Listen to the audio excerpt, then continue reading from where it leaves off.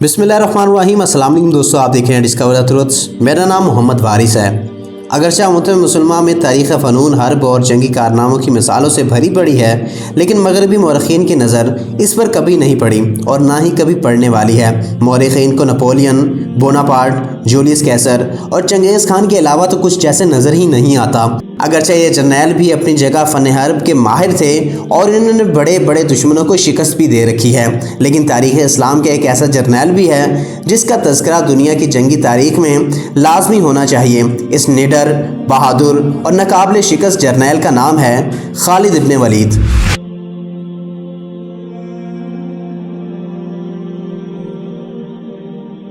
नाज़रीन इकराम, खालिद इब्न वलीद की बेमिसाल कामयाबियों की वजह से रसूलुल्लाह सल्लल्लाहु अलैहि वसल्लम ने हज़रत खालिद इब्न वलीद को सैफुल्लाह यानी कि अल्लाह ताला की तलवार का लक़ब भी दिया था। खालिद इब्न वलीद 6वीं सदी के आखिर में क़ुरैश के एक कबीले बनी मुख़ज़्ज़म में पैदा हुए थे। इस कबीले के लोग जंगजू थे और जंगी मकासद के लिए घोड़े पालते थे। इब्तदाई उम्र से ही खालिद इब्न वलीद ने फ़नून हर्ब, घोड़सवारी, तलवारबाजी और नेज़ाबाजी में महारत हासिल कर ली थी। उन्होंने बहुत जल्द ये सीख लिया था कि किस तरह ऊँटों के ज़रिए रेगिस्तान को जल्द अबूर किया जा सकता है और किस तरह घोड़ों के ज़रिए दुश्मन पर हमला आवर हुआ जा सकता है। खालिद इब्न वलीद के वालिद ने अपने बेटे को हर्ब फ़नून में माहिर बनाने के लिए इस कदर मेहनत की कि ना सिर्फ इनको तलवार और नेज़ाबाजी सिखाई, बल्कि इन्हें जहर जैसे मोहलिक ख़तरे से भी निपटने के लिए भी तैयार कर दिया ताकि वो दुश्मन की किसी भी चाल का निशाना ना बन सके। 12वीं सदी के एक मौरख़ इब्न सकर ने लिखा है कि खालिद इब्न वलीद ने एक मरतबा एक जंग के दौरान दुश्मन को ज़ेर करने के लिए इनके सामने जहर पी लिया था ताकि दुश्मन लड़ने से पहले ही इनकी दहशत के हाथों शिकस्त खा जाए, लेकिन अल्लाह ताला के हुक्म से खालिद इब्न वलीद को कुछ भी ना हुआ और दुश्मन को शिकस्त दे दी थी। इस्लाम कबूल करने के बाद जहाँ खालिद इब्न वलीद ने बहुत ज़्यादा फतूहात समेटी और मुसलमानों को सुपर पावर का टैग भी दे दिया, लेकिन यही खालिद इब्न वलीद इस्लाम कबूल करने से पहले इस्लाम के सख्त तरीन मुखालिफ और बहुत बड़े दुश्मन भी थे। तारीख़ में लिखा जाता है कि ग़ज़वा उहद में मुसलमानों का जितना भी नुकसान हुआ और मुसलमान जीती हुई जंग हार गए, उसके पीछे खालिद इब्न वलीद का ही हाथ था और इस दिन खालिद इब्न वलीद ने 70 सहाबा को भी शहीद कर दिया था। तारीख़ में यह भी लिखा जाता है कि इस जंग में हज़रत खालिद इब्न वलीद की वजह से ही हज़ूर पाक सल्लल्लाहु अलैहि वसल्लम के दंदाने मुबारक भी शहीद हो गए थे।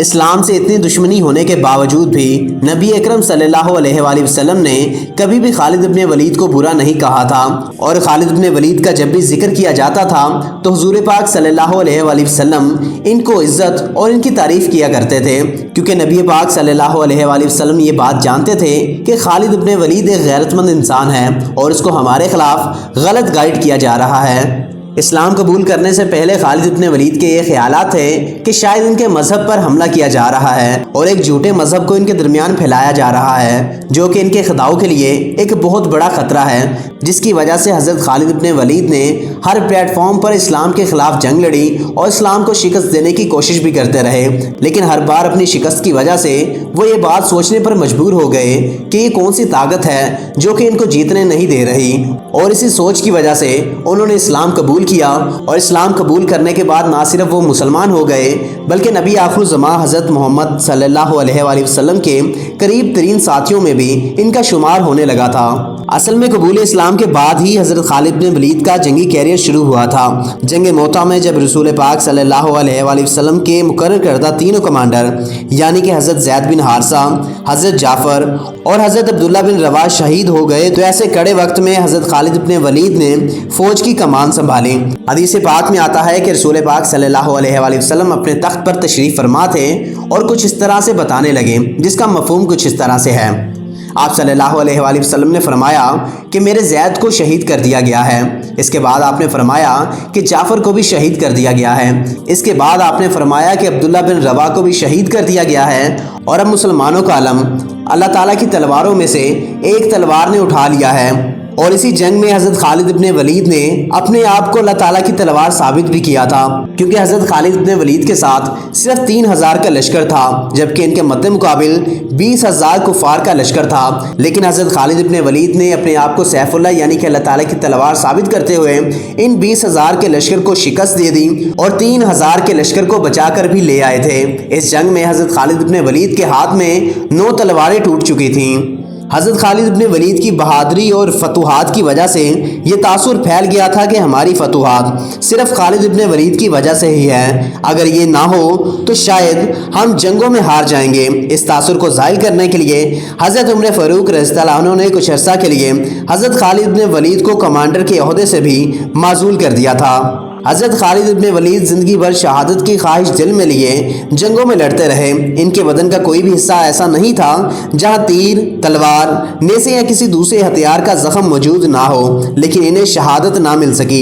उलमा कराम इसकी वजह ये बताते हैं कि इन्हें चूँकि सैफुल्लाह का लक़ब दिया गया था, इसलिए इन्हें मैदान जंग में शहादत नसीब नहीं हो सकी, क्योंकि किसी को मजाल नहीं कि अल्लाह ताला की तलवार को शिकस्त दे सके।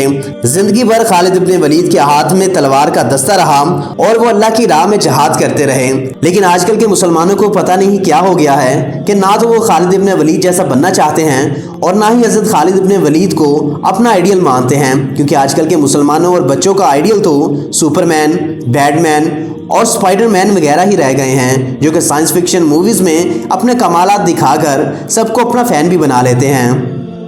वीडियो का इख्तिताम इसी दुआ से करूँगा कि अल्लाह ताला हमारे दिलों में हज़रत खालिद इब्न वलीद जैसे जुर्रत और शुजाअत पैदा कर दें, जो कि मुसलमानों को एक बार फिर से पूरी दुनिया में सुपर पावर का टैग दे दें।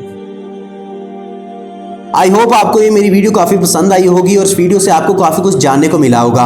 अगर ऐसा ही है तो वीडियो को लाइक करें और दोस्तों के साथ शेयर भी करिएगा। अगर आप इस तरह की मज़ीद वीडियोस देखना चाहते हैं तो चैनल को सब्सक्राइब कर लें और साथ में लगे बेल आइकन को भी ज़रूर प्रेस कर लीजिएगा। अब आपसे मुलाकात होगी इंशाल्लाह अगली वीडियो में। अल्लाह निगहबान।